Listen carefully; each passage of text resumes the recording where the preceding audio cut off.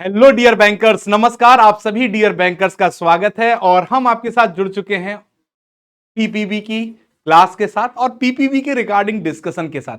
तो दोस्तों, आप सभी ने देखा होगा कि अभी कुछ साइकिल से यानी 2023 में जब आईआईबीएफ ने अपना सिलेबस रिवाइज किया तो पेपर एक नॉर्मल आ रहा था, लेकिन अब आपके पेपर का स्टैंडर्ड बढ़ता जा रहा।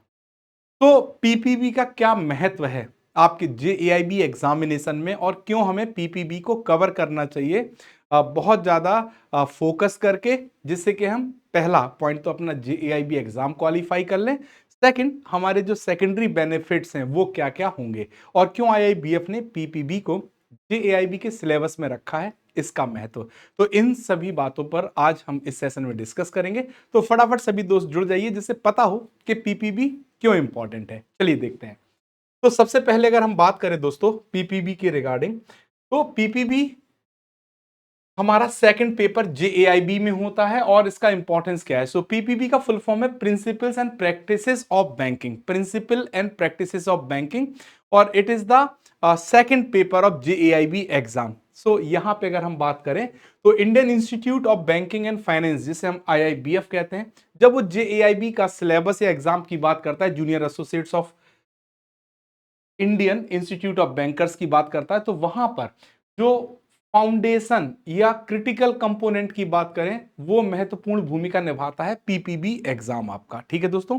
So it is the important stem for its comprehensive coverage of daily banking operations and its function as a prerequisite for the professional advancement in the banking sector। यानी अगर कोई बैंकर बैंक में नौकरी कर रहा है और वो प्रोफेशनल एडवांसमेंट रखना चाहता है कि वो अपने वर्किंग ऑपरेशंस में या जो ऑपरेटिंग एक्टिविटीज हैं वहां पे परफेक्टली काम करे, तो वहां पर जो पीपीबी है वो महत्वपूर्ण हेल्प करता है। इसका सिलेबस आपका हेल्प करता है क्योंकि ये आपके लिए बहुत इंपॉर्टेंट हो जाता है आपकी जो प्रोफेशनल ग्रोथ है उससे रिलेटेड। ठीक है दोस्तों। तो सबसे पहले बात करें तो कोर बैंकिंग नॉलेज आपको यहां से मिलती है, किससे? पीपीबी के पेपर से।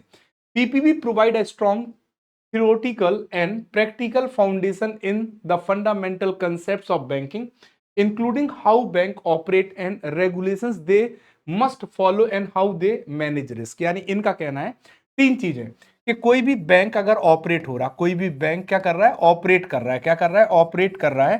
तो उसके ऑपरेशंस में किन किन चीजों की बात की जाती है। सेकंड थिंग की बात करें तो कौन कौन से रेगुलेशंस आपको फॉलो करने हैं, रेगुलेशंस अपने ऑपरेशन में कौन कौन से रेगुलेशंस फॉलो करने हैं उसकी नॉलेज, और जो रिस्क आपके सामने आ सकता है उसको आप कैसे मिटिगेट करेंगे, है ना। ये जो कोर बैंकिंग नॉलेज है ये आपकी मदद करता है समझने में, और ये जो कोर बैंकिंग नॉलेज है ये आपको पीपीबी के सब्जेक्ट से मिलती है। तो this knowledge is directly applicable to the banking professionals daily routine.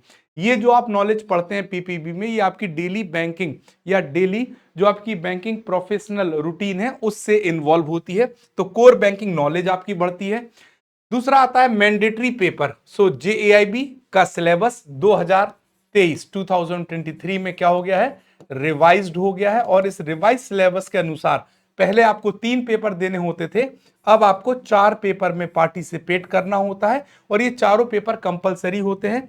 अगर हम पेपर 1 की बात करें तो आईई एंड आईएफएस, अगर हम पेपर 2 की बात करें तो आपका पीपीबी, अगर हम पेपर 3 की बात करें दोस्तों तो आपका एएफएम, और अगर हम पेपर 4 की बात करें तो आपका आरबीडब्ल्यूएम। तो सबसे पहली बात तो अगर आप जेएआईबी का एग्जाम दे रहे हैं तो पीपीबी आपका कंपलसरी पेपर है, मैंडेटरी पेपर है जिसको आपको क्वालिफाई करना ही होगा। और जब आप पीपीबी पढ़ते हैं तो कैरियर जो प्रोग्रेशन है या जेएआईबी एग्जाम आप क्वालिफाई करते हैं तो आपके कैरियर में जो ग्रोथ है वो देखने को मिलती है। So clearing the JAIIB exam including the PPB paper, without PPB paper आप जेएआईबी या डीबीएफ का एग्जाम क्वालिफाई नहीं कर सकते। सो जब आप जेएआईबी एग्जाम क्वालिफाई करते हो या हम कहें कि हमारा जो JIB एग्जाम का पेपर 2 है उसको क्वालिफाई करते हो, तो आपकी जो बैंकिंग प्रोफेशनल नॉलेज है, स्किल है, एक्सपर्टाइज है, वो आपकी क्या होती है, इनहांस होती है, और इसे highly recognised in the banking sector, आपके बैंकिंग सेक्टर में इसको रिकॉग्नाइज किया जाता है, और कहीं ना कहीं आपको एक कंपिटिटिव एज मिलता है उन अपने कलीग्स के साथ जो JAIB एग्जाम क्वालिफाई नहीं है, जब बात आ जाती है प्रमोशन की और ग्रोथ इन योर सैलरी की।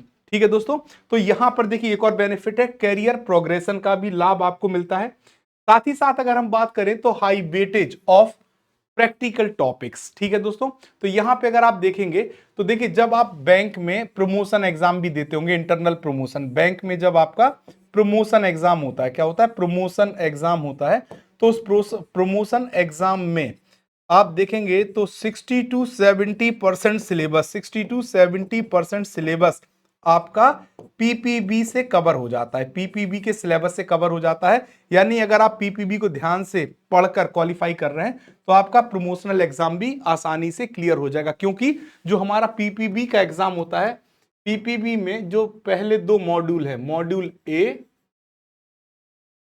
And module B. Module A क्या है दोस्तों, मॉड्यूल ए क्या है, जनरल बैंकिंग, मॉड्यूल बी क्या है, फंक्शन ऑफ बैंक। ठीक है दोस्तों, डन है। तो ये दो मॉड्यूल आपके इतने इंपॉर्टेंट है और यही सबसे बड़े मॉड्यूल है पीपीबी के एग्जाम में। तो ये इनका डायरेक्ट रिलेशन आपके बैंक प्रमोशन एग्जाम से होता है।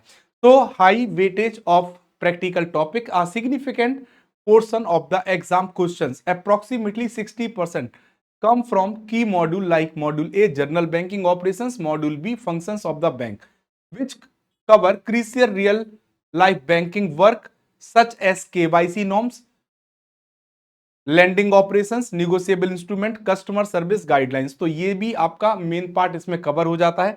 और मैंने आपको क्या बताया कि जो आपका पीपीबी का एग्जाम है वो कहीं ना कहीं आपके प्रमोशनल एग्जाम में भी मदद करता है। ठीक है दोस्तों, अब देखिए साथ साथ क्या है, अगर आप पीपीबी के पेपर की बात करें, मैं सिर्फ पीपीबी के पेपर की बात कर रहा हूं, तो आपको 100 मल्टीपल चॉइस क्वेश्चंस प्रोवाइड किए जाते हैं जो कि आपके 100 मार्क्स के होते हैं।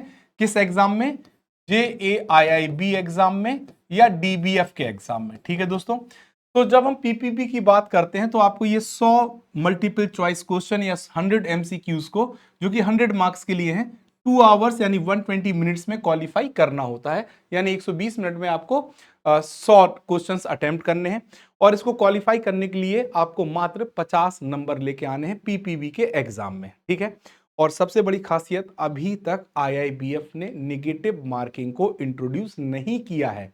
2023 मई से, जब से IIBF ने सिलेबस को रिवाइज किया, तब से निगेटिव मार्किंग अभी इंट्रोड्यूस नहीं की गई है। तो आपके लिए एक सुनहरा अवसर है कि IIBF आपके लिए निगेटिव मार्किंग इंट्रोड्यूस करे, उसके पहले आप अपने एग्जाम को क्वालिफाई कर लें। तो PPB no negative marking to pass, अगर आप पीपीबी एग्जाम को पास करना चाहते हैं तो 100 नंबर में से आपको मिनिमम 50 मार्क्स लेके आने हैं, या एग्रीगेट 50% अक्रॉस ऑल 4 पेपर आप लेके आएंगे तो आपका एग्जाम क्वालिफाई माना जाएगा। ठीक है दोस्तों, तो ये थी आज की एक इंपॉर्टेंट सेशन, जिस सेशन के थ्रू आपको जानकारी मिली कि हमें पीपीबी क्यों फोकस करना है। सबसे पहली बात तो, अगर हम JAIB एग्जाम दे रहे हैं तो पीपीबी आपके लिए सेकंड पेपर है और कंपलसरी पेपर, इसको क्वालिफाई करना है। सेकंड, आपका जो कोर बैंकिंग नॉलेज है वो इनहांस होता है, और पीपीबी में जो 4 मॉड्यूल दिए गए हैं उनमें से मॉड्यूल ए और मॉड्यूल बी आपकी जो डेली वर्किंग रूटीन से रिलेटेड मैनी कंसेप्ट्स हैं वो यहां पर कवर हो जाते हैं, और साथ ही साथ आपके बैंक प्रमोशन एग्जाम में भी मदद करते हैं। और सबसे बड़ा फायदा, आप अगर JAIB क्वालिफाई होते हैं तो आपकी सैलरी भी इंक्रीज होती है। तो दोस्तों ये था आज का सेशन। आई होप आप सभी को क्लियर समझ में आया होगा importance of PPB in your JAIB exam as well as in your banking जो लाइफ होती है, वहां पर भी प्रोफेशनल लाइफ है, वहां पर भी इसका क्या महत्व है ये आपको समझ में आया। साथ ही साथ दोस्तों, मैं JAIB एग्जाम में आपके साथ जुड़ता हूं पीपीबी की क्लास के साथ, और अगर आपके पास JAIB DBF या पीपीबी से रिलेटेड कोई भी डाउट्स हैं तो आप हमसे जुड़ सकते हैं और आप अपने डाउट हमसे पूछ सकते हैं हमारे Telegram channel JAIB CAIB by Arvind sir, या इस QR कोड को स्कैन करके भी आप हमारे साथ जुड़ सकते हैं। तो आज के सेशन में बस इतना ही। आई होप आपके लिए ये इंफॉर्मेशन लाभदायक होगी।